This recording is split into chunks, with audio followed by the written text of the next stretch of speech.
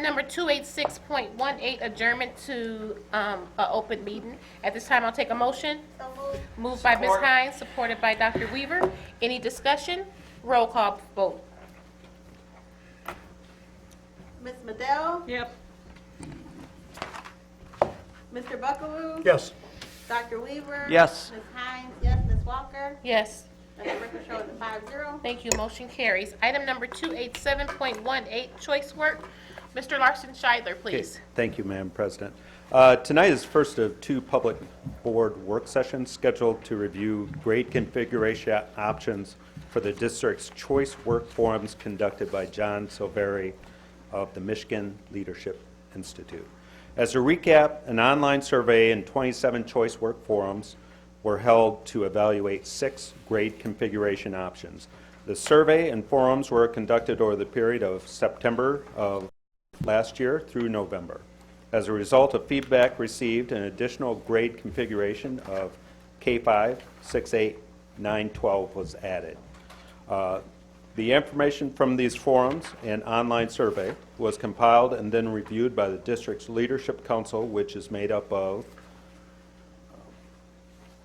administrators and union representatives.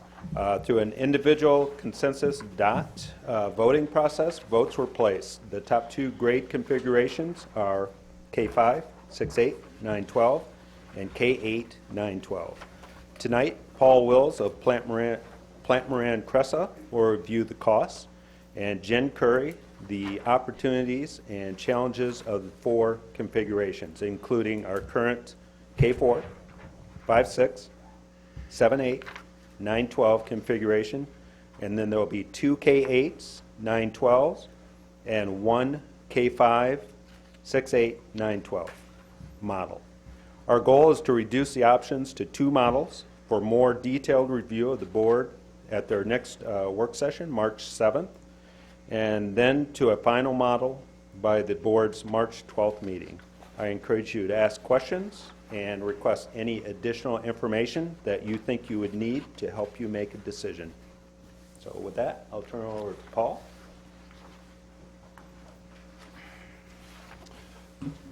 Thank you, Mr. Larson-Scheidler, and Madam President, good evening, Board.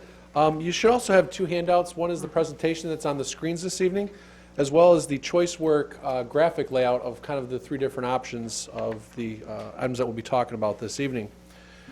From a history standpoint, we wanted to go back, as we talk about capital planning, the last capital bond that was approved by the voters in 1998 was $108.3 million. The graph that you have shows the millage rate for each of those years from 1999 through 2019. If you're to normalize that in today's dollar, that equates to roughly $165.3 million. So the district does have a history of supporting large capital programs, and again, about every 20 years. That's typically what we see with very large districts, i.e. some of your peers, Livonia, Farmington, and others that have these 20-year time periods between their major bond programs considerations. What has changed in that time frame, if you go back to 2008, you had just over 13,000 students. 2009-10 was the last time the district looked at building closures or realignment. At that time, you closed 6 buildings. In 2007-18, you're right around 11,000 students. And so this current configuration you have, you're in 23 facilities, of which there are 11 elementaries, 2 upper elementaries, 2 middle schools, 2 high schools, 3 instructional supports, which is Rose Kennedy, Stottlemyre, and the CTC Center, as well as 3 non-instructional, which is Building Grounds, Transportation, and the Dyer Center. That equates to roughly 2 million square feet of space. So again, if you look from an operational standpoint, you're heating, cooling, maintaining, insuring just over 2 million square feet. We've had a chance to work with Mr. Spisak and the team to really look at your critical needs. The district's done a very nice job keeping track on a year-to-year basis of those critical needs, and through a sinking fund, you've been able to address some of those items. Unfortunately, when you look at 2 million square feet, at some point, you're not going to be able to keep up with the required critical needs for that. We had a chance to look at the critical items 1 and 2, which would be in a 0 to 5 year time frame. That total is just about $166.5 million. If you equate that by a square foot cost, it's roughly $80 per square foot. So if you look at, again, a Plymouth, Canton, Livonia, Farmington, they're in that 75 to 90 foot range of cost based on their square footage. Of the elementary schools, there's roughly $47.5 million. The 4 upper and middle school facilities would be $32.4 million. The 2 high schools, as well as the CTC, would be $68.6 million. And lastly, the support facilities, there's $17.8 million of critical need. We want to note that there's $7 million of busing that's included in that $17 million because, again, as your general fund gets stretched, pushing more towards programs, you're not able to keep up with the replacement schedule that's being recommended. When you take a look at the $166 million, that's about a $3 million increase, coupled with the $2.65 million, or $2.65 million, which puts you at $5.65 million. If you went back to that sheet, that's about the average that the average taxpayer in the Wayne Westland School District's been paying in 2014, 15, and 16, so back to that same level. I do have a question. Yes. When it says existing mills, are you talking about the last bond that we're still paying down, or are we talking about the sinking fund? It's actually the last bond, so I'm going to go back one slide real quick. So if you take a look at the very bottom of the 2019 mill rate, that dropped to 2.65. Okay, So what happens is, as you start paying off that principal and interest over time, right. the state statute says you're only allowed to keep 1 year of fund balance before you have to drop that millage rate. Well, you hit that in 2017, so millage rate dropped. Because again, you're only allowed to have that 1 year reserve. And so this would be, as we go through these different scenarios, it's understanding where is that average over the last 20 years for that bond. But that's a great question. So at 2.65 is the current mill rate this taxable year. Okay, so we are still paying on the last bond. Correct. Okay. And the district's done a really good job refunding the bond and saving Right. the taxpayers, and I'm sure you're well of that from the board level. So we kind of incorporate, this is that current configuration. Because the district and the board did realize you have a declining enrollment, you did undertake the choice works, as Mr. Larson-Schuyler mentioned. And so we've actually overlaid the capital needs for each of these options. This one is the K5, 6, 8, 9, 12. So this is actually what the district had in the late 1990s and early 2000s, and see a lot of head shaking. You'd end up with 20 facilities, which would include 9 elementaries, 3 middle schools, so again, 3, 6, 8 middle schools, the 2 high schools, and again, the same 3 instructional and 3 non-instructional. You're decreasing your operational square footage about 233,000 square feet. So just on a general fund percentage, you're dropping roughly that 233,000. This equates to a roughly $150.1 million of critical need, or roughly $16 million less. If you were to extrapolate the $150 million based on that revised square footage, it's still in that $80 a square foot range for capital improvement. Elementary school needs is $40.4 million, $23.1 million for the middle schools, and then the same pricing points for the high school CTC and the support facilities. You'll see here that the millage rate, the existing plus the proposed new, would be about 5.15 mil for the tax rate. My question, Yes, we're basing this on current enrollment figures, right? correct, And how much capacity for each building? correct. How much? Oh, so what ends up happening is based on your current enrollment, you'd be around the 85% range, and then we are still projected to have that enrollment still decline to about 10,000 students. It would be a 2-series bond, and so you may be looking at a potential a potential 3rd elementary in the future if that enrollment would continue to decline to still maintain that 80 to 85% utilization. All right, but you're basing this on 85% Correct. capacity. Correct. Okay. Great question. Some of the high points of the bullets is this would be reconfiguring of the district. Again, you're going back to that K5, 6, 8, 9, 12, effective the fall of 1920. It would result in closing the 2 elementary schools and 1 middle school in the fall of 19. Again, if enrollment, yes, The year 19 and 20, 19 and the year Fall 19, 19. fiscal 1920, okay. yep, correct. All right. Again, you'd have opportunities to use some of those vacated elementary schools as swing schools to allow you to do construction year-round, which would be best practices to help reduce some staging and general conditions costs. It does provide ample planning. Again, we'd anticipate the high schools being done first because that's the greatest impact to the number of students as they matriculate through the system. In terms of efficiency from an operational budget, because those facilities are coming offline fairly quickly, you'd see those savings immediately relative to those staffing and administrative supports for those buildings being considered. At this time, I want to turn it over and talk a little bit about the opportunities and challenges that were identified in the choice works. I'll sneak in every once in a while. We wanted just to be really specific on the opportunities and challenges that each of the configurations would provide. So this one, the K5, 6, 8, 9, 12 that you're looking at would have 2 transitions, be very similar to our current configuration. It is the most traditional model out of all of them. 1 less middle school, 2 less elementary schools. Redistricting would have to take place. New elementary gymnasiums or cafeterias, added secure entryways, and air conditioning in all buildings. And we'll do the same opportunities and challenges for each configuration as we go through. So this might be too premature to find out, but the redistricting would pretty much probably be of the lines of how we redistrict, kind of just going backwards to what we had before. Correct. Okay. Yeah. One more question too, with the air conditioning in all buildings, I know some of the buildings don't have air conditioning, so will those be the ones that might be the swing schools maybe? Some of the buildings that don't really have the, not sure. Yeah, good question, though. Right, until that's determined, then decisions such as that could be made once we know the configuration. Okay. Yeah. All right, I have a question where it says new elementary gymnasiums or cafeterias. What would be the reason?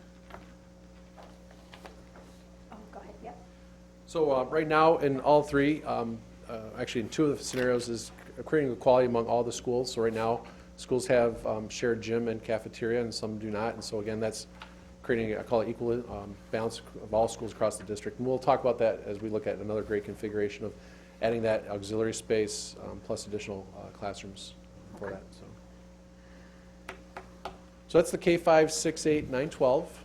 Shifting gears a little bit, this is the ChoiceWorks K8, 9, 12.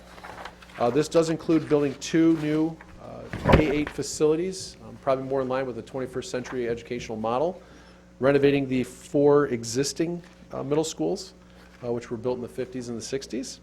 You still have to maintain the 2 high schools, 3 instructional support buildings, as well as 3 non-instructional. This actually still decreases the square footage to about 264,000 from your current 2 million square feet.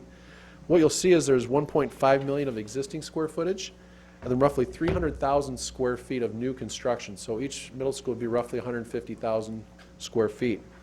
You'll notice that the anticipated bond program cost is over 200 million. It's 208 million, which equates to about $115 per square foot, so significantly more than the $80 a foot in ChoiceWorks with the K5, 6, 8. Elementary schools, there's a $4.1 million. This would be for the demolition of the 11 elementary schools. $32.4 million to renovate the existing 4 middle schools. Construction of 2 new middle schools is $85.5 million going forward. And then same with the other ChoiceWorks, $68.6 million for your high school CTC, and also the $17.8 million.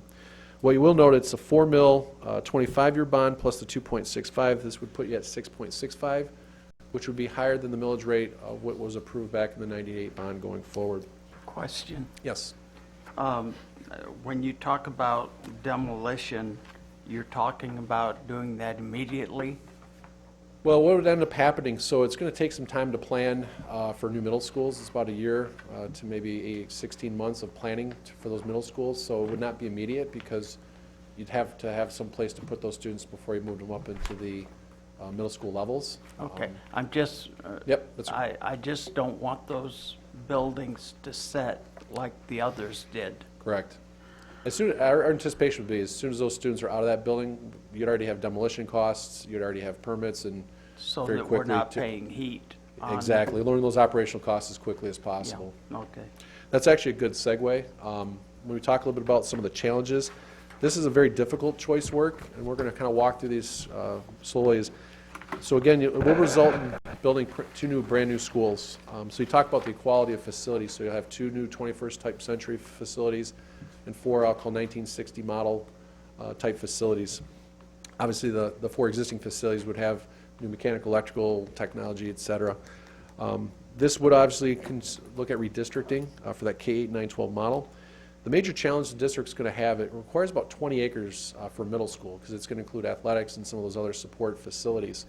Right now, you only have 1 site that's 20 acres, and so you'd have to go out and physically find a site large enough. Right now, if you look at your portfolio, you only have the one that's over on Henry Ruff Road that would fit that. So that's going to be a major challenge if the board was to consider this option going forward. The second part of it is that delayed realization of operational costs. So again, you're going to have these elementary schools online for a significant amount of time before those two other middle schools are put on online and be able to consolidate into that 6-8 model. So just keep those in mind as major challenges. Mr. You Buckley. mentioned operation costs, and that's something I kind of caught my ear a second ago. Sure. So we're giving up 11 existing elementaries and acquiring 2 K-8 buildings, brand new. Is there any thought, any idea of what we would be saving in maintenance or projected repairs that wouldn't be required of 2 new buildings versus would be required of 11 older buildings? Sure, that's a great point, because as you look at spending 150 or 160 million, those, I'll call it those operational needs for parking, mechanical units, electrical, are going to be significantly reduced, even with the existing facilities. Really, the savings are going to be on the operational piece, so administrative specific to the building, staffing specifically to the building. Transportation, we have transportation here, but you're still transporting the same number of students, it's just at different locations. So from a operational standpoint, you're obviously heating less square footage, but it's actually, I think we have the number, it's about 264,000 square foot less versus 233. So it's only a 30,000 square foot difference of having 6 elementary or K-8 middle schools and having the 11 going forward. So that's one of those things we're trying to hone in, like from the 4 options right now is the current ChoiceWorks 1, 2, or 3, and then if we can get to that 2, I think we can give you some very quick numbers by next week to really hone in on operational costs, transportational costs, and things of that nature to kind of And answer the that. reason I ask is, I'm wondering, we're talking about this being the most expensive proposal at $208 million, but how much of that would be offset by operational costs not having to be expended? Our buildings are not decrepit, they're not about to fall down, Correct. but they are getting on in years, as are some of us. And at 50 years old, which is about the average age of these buildings, they need more and more maintenance each year. So I'm wondering if we jump ahead by spending a little bit more, and maybe by being short-sighted and spending less in the bond, we might wind up spending more in the long term. But 50 is the new 20. So, I guess I'd like to know some of those anticipated maintenance costs. That's a great point. I think when we get to the last one where we're looking at the elementaries, the district would be looking at investing roughly $165 million, which would actually be addressing that square footage.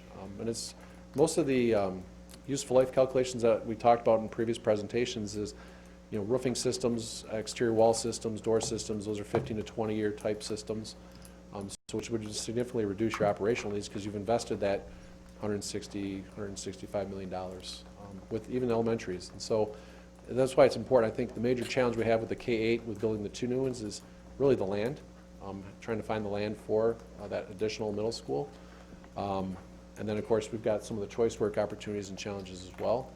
So, but I think what we'd like to do is take your question and kind of implement it into some of these options and kind of come up with those.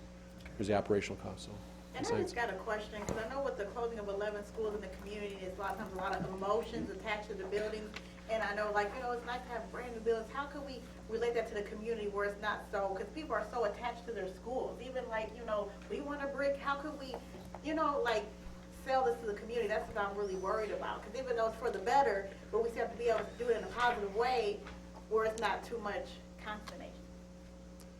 No, and that, like I said, I'd actually like Jen talk a little about the opportunities and challenges too, because there's also some perceptions of K-8s, and there's other districts around the state of Michigan and even around the nation that have K-8s very successfully, and we'll let her turn to opportunities and challenges, and I think there's a couple that talk about sizes. I think that can be looked as a challenge or an opportunity, depending on your perspective of that. Some of the additional opportunities and challenges, as he had mentioned previously, is that we would need to redistrict. One transition for students with this model, more space available for learning opportunities and learning spaces. Each K-8 building would have between 1,000 and 1,200 students per building.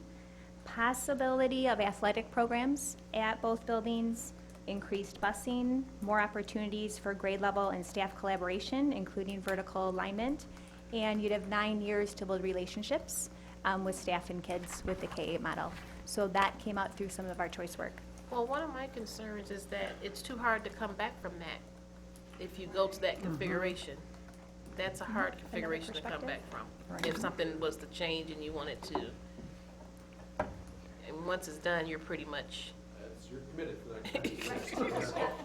And like I said, this is what we like these work sessions, because again, I think when the John Silveri, I think he had 7 options and grade configurations. Again, the K5, 6, 8, 9, 12, the more traditional was identified than the K8.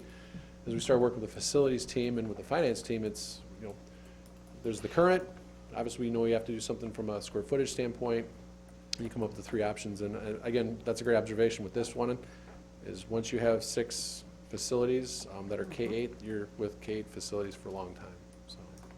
I had another Yes, sir. question. It was a few pages back, and I'm sorry about that. It's okay. Am I to assume then that all of our schools will have the metal detectors at the doors? We haven't really gotten to that level of detail. What we have in each of the projects is actually a secured vestibule with a camera system and an access system. So again, that's going to be something more maybe of a board policy, how you want to incorporate safety and security into each of the individual designs.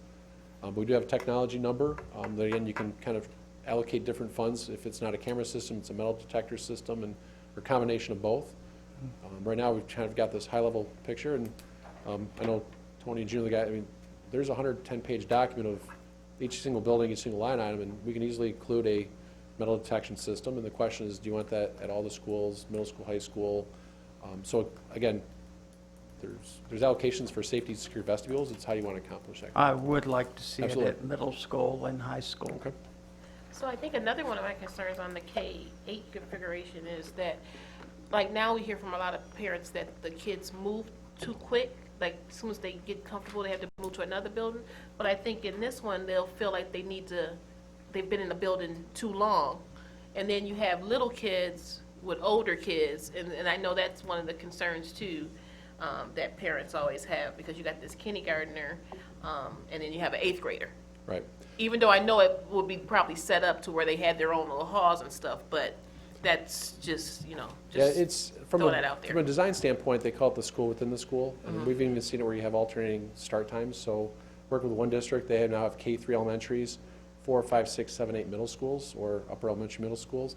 For that district, it works. And so, again, that's something that we'd want to incorporate some of those thoughts and concerns is, if it is a K-8 and there's 1,200 kids, how do you get them all in the building?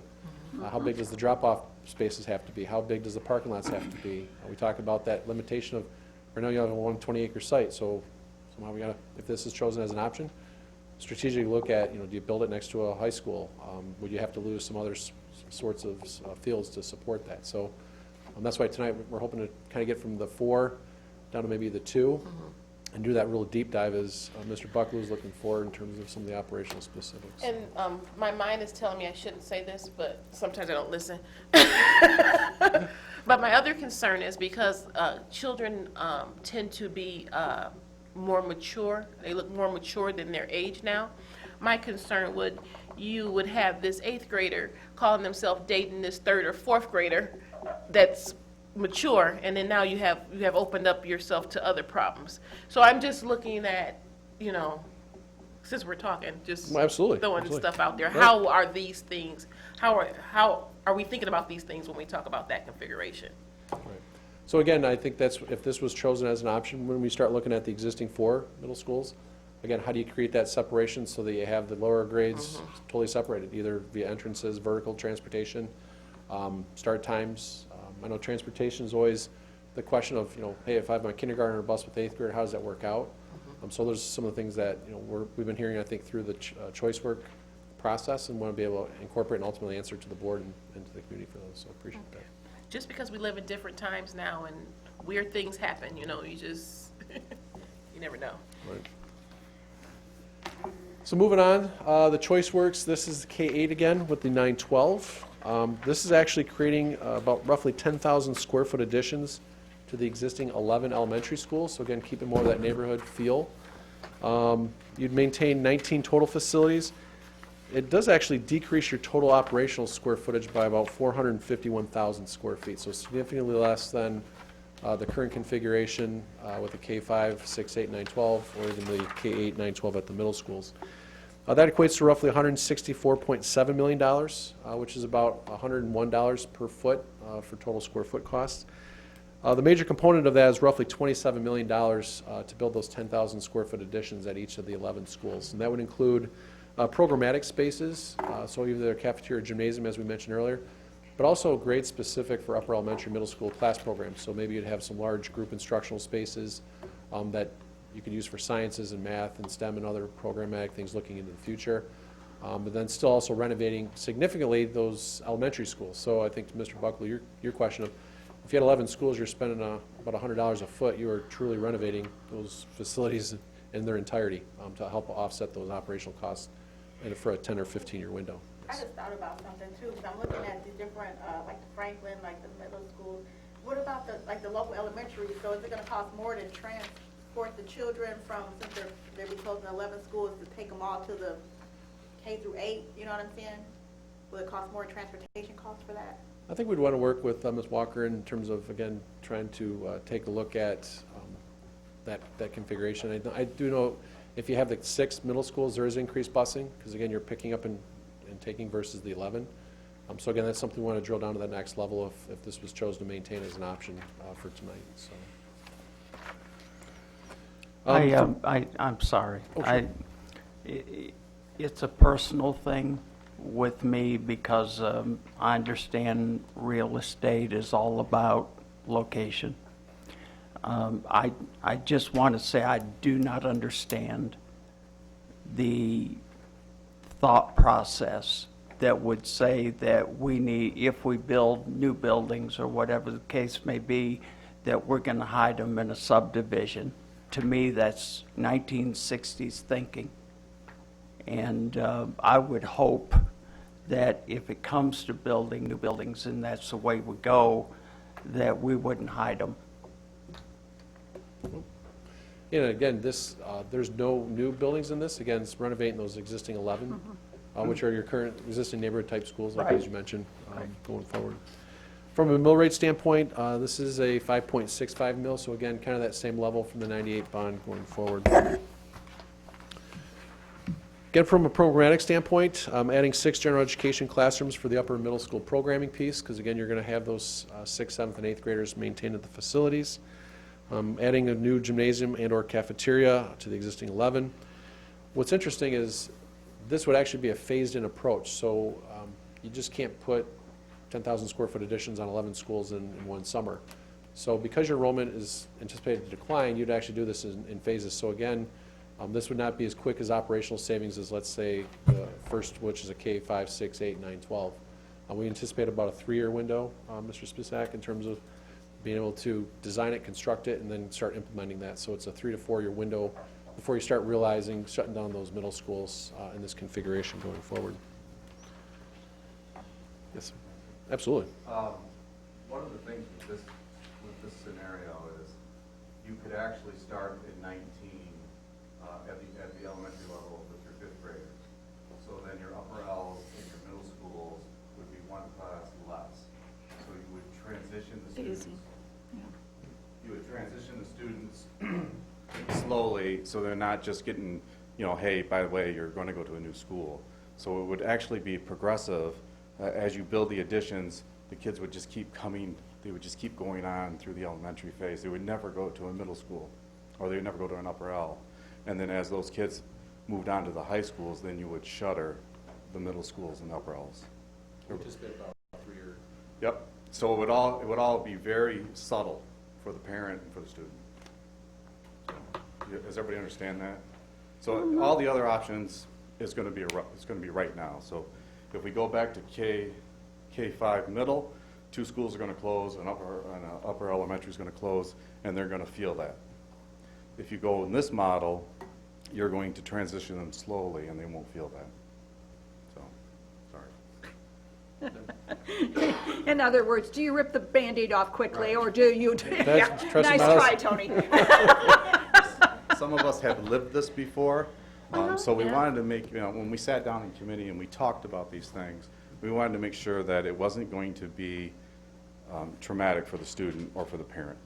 And when you mentioned that, people want a brick from their building, neighborhood schools are important. And Fred, I agree, I would love to build a pretty building on Wayne Road or Ford Road and show it off to the world. But parents like the community of their neighborhood school. So I would hate to lose all our elementaries, and I don't want to, I don't want to give you my opinion. I just want you to know that we looked at a lot of variables and how it's going to work for our staff and for our students, so. One thing I know about kids, they adjust, there's adults who don't. Right. Yes, no doubt about Kids that. adjust quickly, adults don't. So, and being here, being one of the board members that went through the process. Right, we all did. Just remember, in 1920, regardless if the bond passes or doesn't pass, we're going to pull that Band-Aid off because three buildings will be shuttered. And then where we go from there is depending on what our voters do and what the board does, in the next couple of months, so. And Madam President, I can appreciate that because my son went through 5 transitions with 2 elementary closings, middle school reconfigurations, 2 high schools down to 1. He's a junior, he's doing just fine. So. My mom and I are still, no. So again, from a programmatic standpoint, again, adding those specialty programs for the upper elementary, middle school at each of the elementaries. Again, those costs are included for the demolition as you transition those facilities offline for the middle schools. Again, from a configurational standpoint, the operational savings aren't as quickly and as efficient as, let's say, ripping the Band-Aid off quickly, if you will. At this time, I'm going to turn over for the opportunities and the challenges. So some of the opportunities, or I believe this was most of them that came through during the choice work for this configuration, was no redistricting would be needed. You would maintain your neighborhood schools, less transportation when you compare it to the other K-8 configuration, approximately 600, 610 students per building, 1 transition for students, increased opportunities for grade level collaboration vertically with staff and with students, more grade level or cross grade level opportunities, and once again, you'd have that 9 years for students to build relationships with staff. So I know that this is contractual, but what does classroom size looks like that with that configuration? Yeah, so actually, it's still maintaining the same ratio of students per teacher in classroom. We actually did the analysis. We used 28 students in a classroom. So when you hear, there's going to be 35 kids, no, we're still maintaining that same board goals and academic goals from the administrative standpoint of 28 in a classroom. It's just, we just ran some historical numbers from 2007, 2008, and some of these schools had 590, 610, and then as that population trend went through, and it's just keeping those 5th graders back 1 more year, and then it's the 6th graders, and you put the additions on, now the 7th and 8th grade can stay. And so it'll be pretty much at that 27, 28, 29. So just some other considerations. I think Trustee Weaver, Dr. Weaver, you're concerned, this would actually have an option to create maybe a potential K-8 facility. So let's say they went to the neighborhood options. You could potentially look at a middle school that's in a public venue of creating what we'd look at as a specialty school. Some other districts have done this with others, with some of their closed facilities. It's been very successful, creating some sort of specialty type program with a facility of that nature. I think as Tony mentioned, regardless if the bond passes or doesn't pass in that fall 1920, 2 elementaries and a middle school would be coming offline because of that enrollment.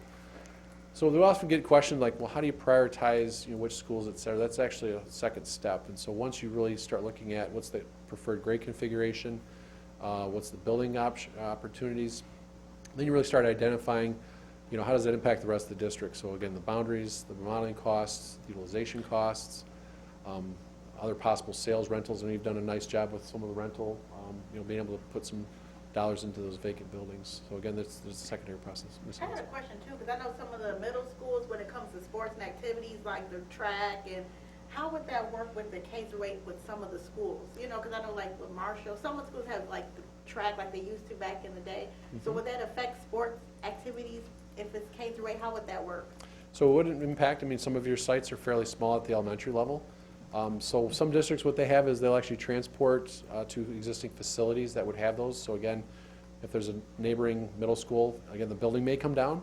You may preserve that site just for sports and athletics or extracurricular activities. That's where you start kind of doing that building by building, site by site analysis. So again, if we actually did talk about one of the advantages of having a K-8 at large facilities is you can start offering choir and music and band and science labs to lower elementary schools that you don't have currently. So there's pros and cons. And again, the challenge is you're trying to lower your operational square footage. At the same time, you're trying to improve the educational environment and looking at long-term costs between, I guarantee, like, we've worked with $2 billion of K-12. When you spend 150, 160 million, you're truly lowering your general fund dollars, regardless if it's a middle school, high school, or elementary school. Because again, you're investing those 15, 20, 25-year bond dollars to help lower those costs going forward. So with that, I will turn over to timing, and then we'll turn back to more questions. As Mr. Larson-Schuyler mentioned, we did have a presentation to the board on February 12th and 28th. We have a work session, that's this evening.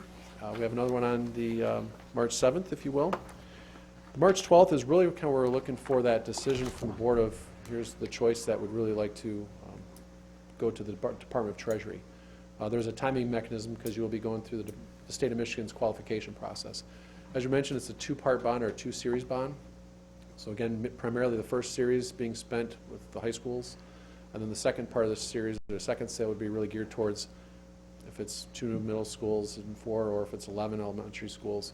But that's that stopgap that, again, you can kind of take a look and say, do we need to shut down one more elementary school or maintain that going forward? So there's that safety valve of not putting in dollars and potentially having to shut it down within a 5 to 10 year period. The Department of Treasury meeting would be taking place in May. They take about 30 days to review that application. To give you an idea, this is a draft of it. We just need to figure out which configuration is chosen. And then in the June 25th board meeting, that's when you'd actually put the ballot proposal approval to the clerk, and then through the months of June, October, really be able to communicate to the community of here's the process that we've gone through in the last 2 to 3 years, here's the choice works, here's the decisions of why this configuration option, if you will. And then November 6th would be the election date. So with that, I'll turn back to Madam President and the board for questions. Okay, any other questions? Why? No? Okay. Thank you so much. Thank you very much. Moving on to item number 288.18, Superintendent Report.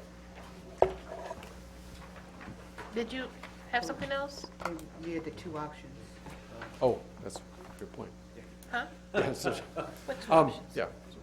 I'm sorry, we wanted to have some more discussion on this because we'd really like to narrow it down a little Okay. bit more for you. I thought that's what next week's meeting was. No, actually, tonight, we were hoping, we're looking at it, and, the first question would be, do you like the configuration we have? Do you like the K4, 5, 6, 7, 8, 9, 12? Because that is one of the options that we put in. We can do, basically no change and keep what we have. Yeah, less 2 I'm elementaries. personally partial to the original K through 5, 6, 8, Okay, 9, 12. okay. I'm just All right. old school like that. Yeah. I don't know what the thought of, that's, when we look at the transitions, it's 3 transitions, and we lose a lot of students between, we have data that shows that we lose students in those transitions. So part of this is going to fewer transitions, is what we're looking at, either 2 or 1. So that was So one of the the other thought. option of the K-8 and keep the 11 schools, if you did a K-8. Because my concern with the other K-8 and knocking down 11 schools is you can't, like I said, that's final. You can't never very go good back point. from that. And I think that's, Well, and one of the other points that we were looking at there is if, and Paul had mentioned it, is if you build 2 new middle schools, you have 2 very nice buildings, state-of-the-art, and you have 4 that are, the older schools. I mean, they would be nice. I mean, obviously, with the bond, we would do things, but you're not going to be able to make them like the 2 new schools. Yeah, and that's the other thing. We need to find 20 to 30 acres Right. of property somewhere. So can we eliminate something here?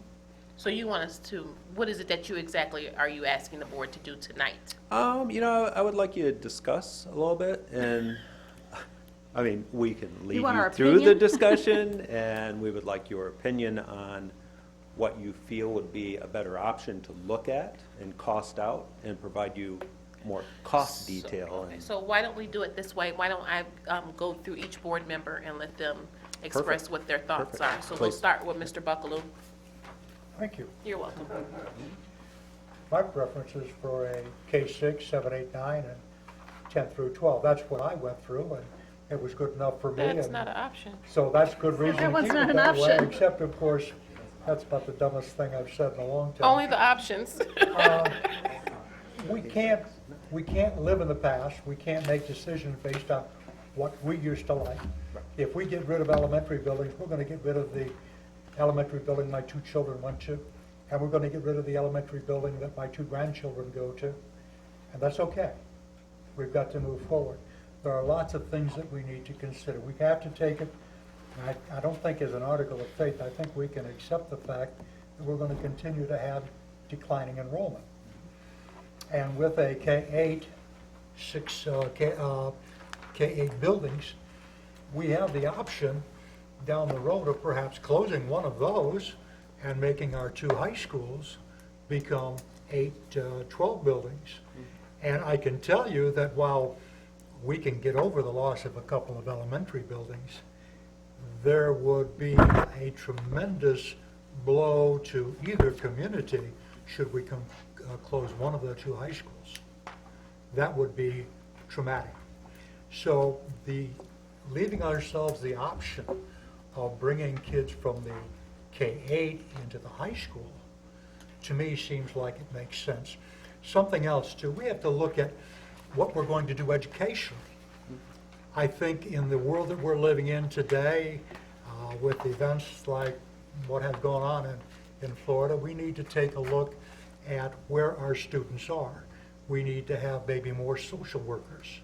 And I'm thinking with 6 K-8 buildings, we might very well be able to maximize those social workers in that setting in a way that we wouldn't be able to do in 11 separate settings. And if that's true, it's also true for programs like reading instruction or reading recovery, dealing with our at-risk children. I can see some tremendous advantages in going to a consolidated effort, educational advantages. I also think that in the long term, giving ourselves 2 new buildings might very well, and I don't know this for a fact, but might very well be smart dollars and cents down the road, in that we have fewer buildings needing TLC and a couple that are going to stand on their own without a whole lot of attention from us. That doesn't mean, of course, we can ignore them, but we have to spend less attention to those. So I would think we need to look at what we want to do educationally. And for that, we're going to look at Superintendent Holt. I think we need to look at what society is requiring of us.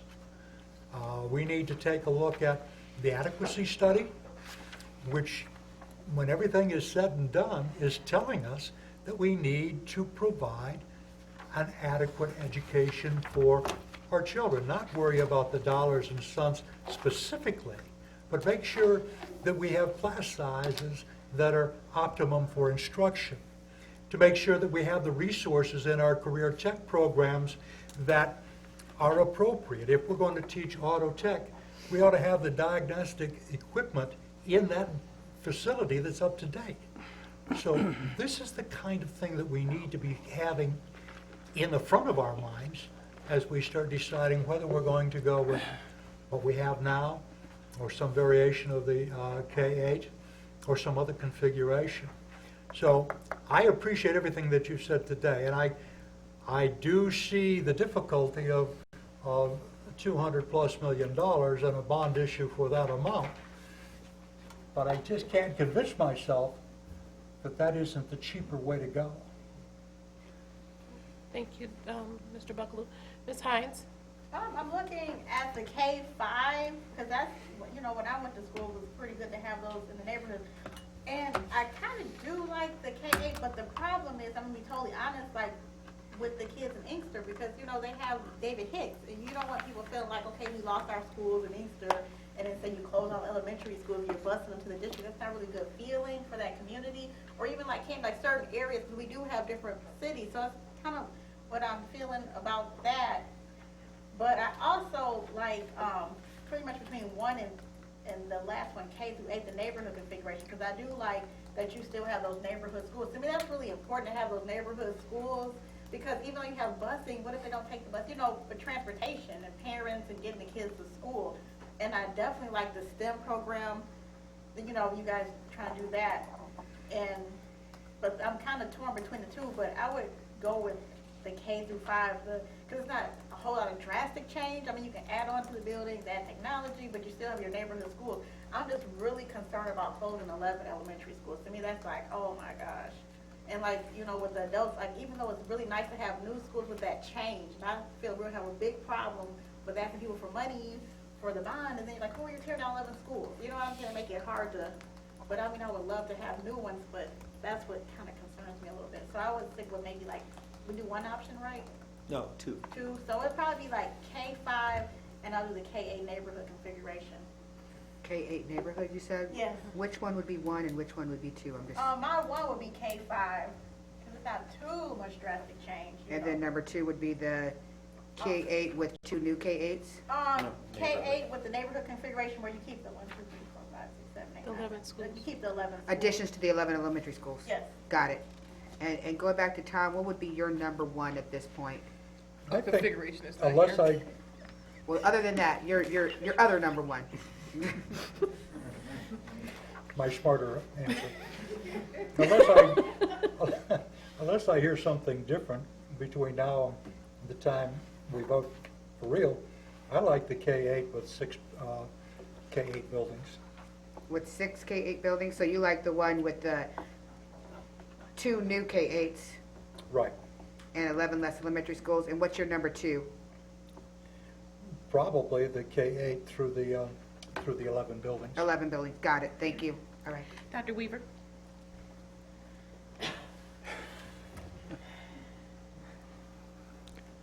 Probably, I have a lot of respect for the K-8.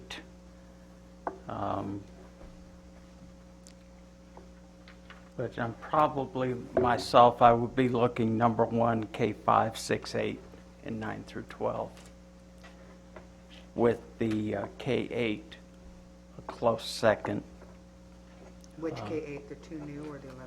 the 2 new. Okay. And would just hope that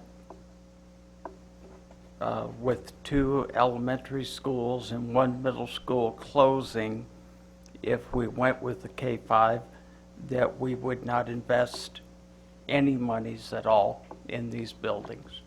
Thank you.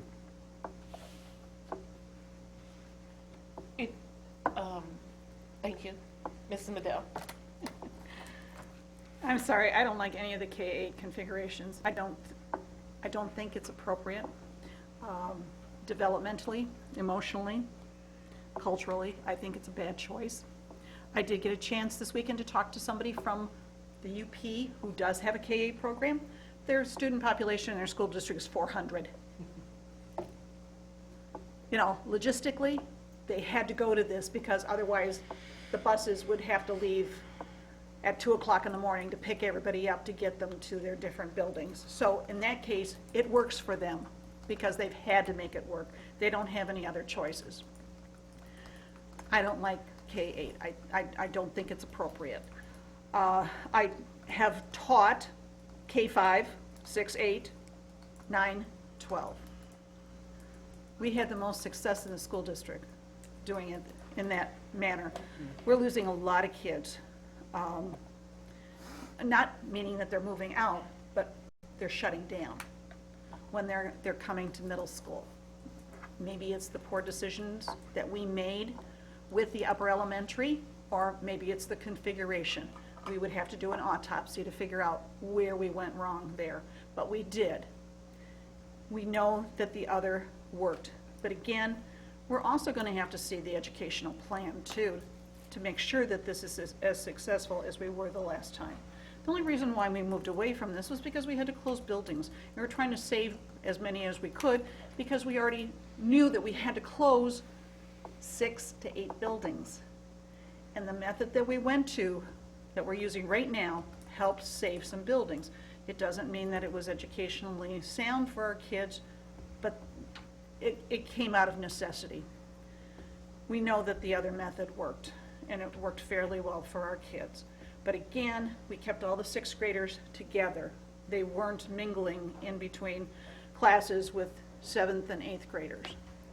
It worked well, and we did the same thing with the ninth graders. We segregated them away from the 10 through 12, and we worked with them to make that transition much easier than they're having now as ninth graders transitioning into a high school. So that's my opinion, for what it's worth.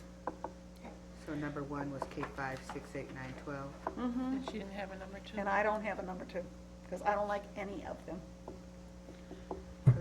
So, it was said that, you know, you can't put money on education, but we all know that money is about money. The K-8 with the new school is a high meal that we would be asking. Higher than you said is what we have now. That's scary in the times that we're living in. My first choice would definitely be K-5, 6, 8, 9, 12. But if we did have to do a K-8, I would rather do the one where we kept the 11 buildings, just because I just think it's drastic to just wipe out like that. And then you said we would have to find more land. I think it would be more trouble than it's worth, but I just think that that's just too much. That's overwhelming. It's expensive, and it's just a lot. First choice was the K-5, and then the second choice, if we had to go to a K-8, would be the, K8 with the 11 buildings. with the 11, yeah. Yes. Sounds Did like you get we're what you sort of needed out of split. us? Sounds like we're sort of split. Sounds like we're, why don't we go back? Oh, I thought you wanted 2 choices to look out of the 3 choices. We did, but we have to. You have 2 So, choices. The way I calculated it, I just kind of went through, and I don't know if we need to see this on the camera, but what I did was I just kind of numbered what your 1 was and what your 2 was. And so based on this, if I take the lowest number, then I have 4 points. The K4, 5, 6 receives 0 points. We are going for the low points. So the K5, 6, 8 received 4 points. That's the lowest. The K8, 9, 12 with 2 new buildings received only 2 votes. And then the K8, which would have been 3 points, but, and then the K8, 9, 12 would have received 2 or 6 points. So if we go off of what people have actually chosen, you've chosen to look at the K5, 6, 8, 9, 12, and the K8, 9, 12 with all 11 buildings. Because at this point, what we would need to do is be able to come back and look at what the instructional programs would be, and to look at the instructional programs for 4. The K8, 9, 12 with 2 new was Tom's number 1 and Fred's number 2, which would make it a 3-point, which if we go straight by points, it would be low. But if we go by who voted for what, you have 4 people who voted in some way for the first one. We have 3 people who voted for some way for the second one with their second vote. Okay. So Is that good? Yeah, that's Okay. very good, thank At least you. gets us down to 2 choices, so for us to really think about what the instructional program is going to look like if we go K-8 or we go K-5, 6, 8, 9, 12. So can I ask this, and you might not want to put this information out, because you might not want to skew it, but when you did the choice work, I remember you presented it to us before, where did it fall on the scale? So those were the 3 you brought to us, but I know 1 ranked higher than all of them. Yes, What was the one that ranked higher? The K-5? Okay, the same. that's what I wanted to know, because I knew that when you showed us to it before, that there was a ranking. Yes. And then which one came in second? It was the K-8, keeping the elementaries. Okay, not so it's the new. one that you're looking at, those were the 2, okay, Yeah. all right, sounds good to me. Okay. Any all other right. questions? Thank you. No, okay. right. Thank you. Thank you. Moving on to item number 288.18, Superintendent Report, Dr. Holt. My report today is going to be fairly brief. I just want to thank the community for the wonderful, when I say the community here in Wayne Westland, our staff, but also our community as a whole. This week has been a very trying and difficult week. As a mother and a resident and as an employee of the district, This week was, to be honest, rather scary. And the way our team here in Wayne Westland pulled together, I could not be prouder of the people that we work with. I could not be prouder of our law enforcement partners. I could not be prouder of our teachers and our administrators and the majority of our students who are taking this situation very seriously.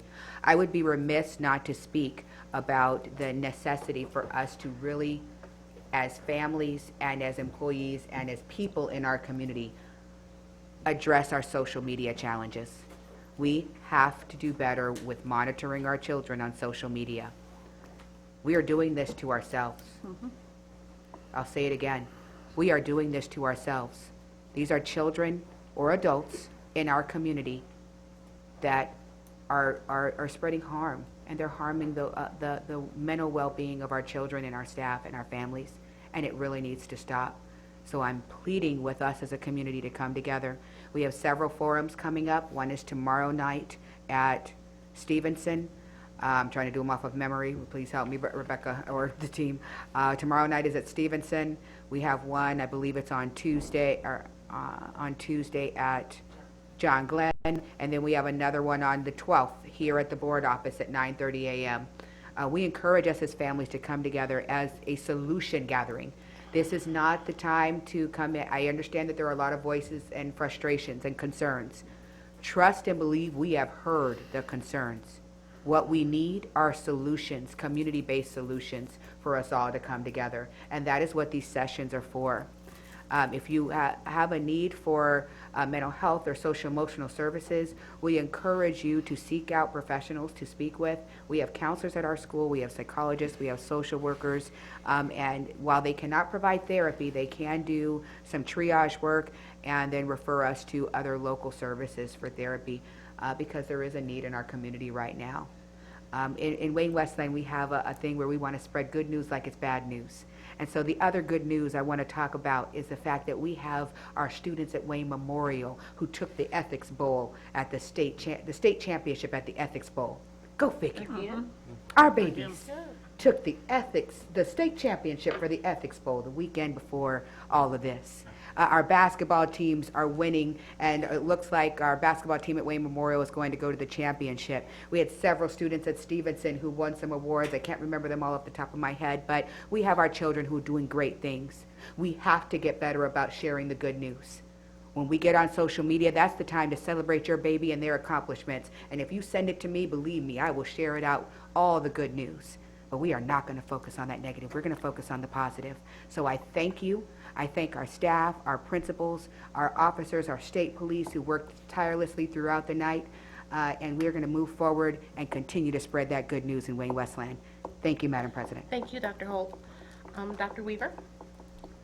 I have a new grandbaby. Oh. I'm sorry, I skipped something. Did anybody want to go to 289.186? How do I back up off of that? I know, right? No, anybody want to speak? Okay, sorry. Dr. Weaver, at 289. I have a new grandbaby. My first one. And she is something else. And I just want to thank the team for all the many hours of hard work that have gone into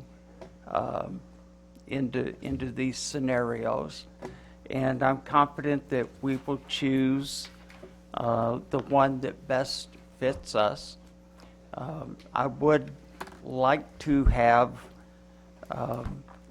been schooled personally on 21st century schools and what they're looking like and those types of things, but that's on me to do. So I just want to say again, thank you. Thank you, Dr. Weaver. Mr. Buckaloo? Well, congratulations to Dr. Weaver. It couldn't have happened without him. Easy there. So, thank you for all of the work that you put into bringing this information to us tonight. It is appreciated. We have some serious decisions to make going down the road. And that's about the size of it. Ms. Hines? I'd like to congratulate Dr. Weaver on his grandchild. I'd like to thank all the staff and everything that took place with this incident we had. I was so proud of everybody in the district. I was able to attend one of the parent meetings and it was successful. What I liked about the district, we spun it in a positive way because the media was there. They wanted to get negative information, but we had people saying, hey, how can we have a solution to this problem?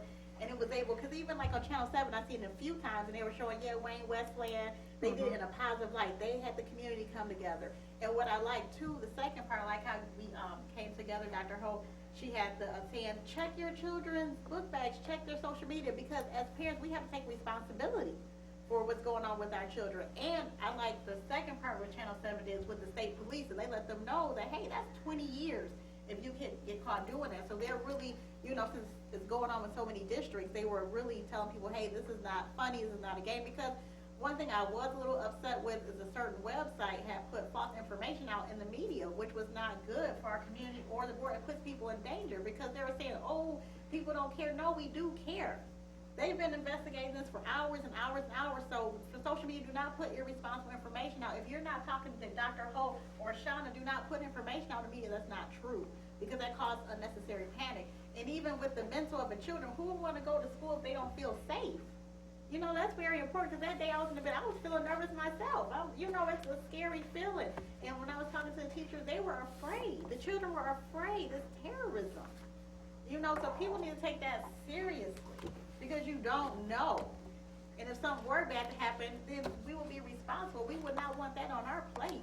And what I like as well is figuring out, okay, well, if we have some lapse in security, what can we do to fix it? And we have the voice of the community, and we're still asking for the voice of the community to tell us, okay, well, if this doesn't work, how can we make it better?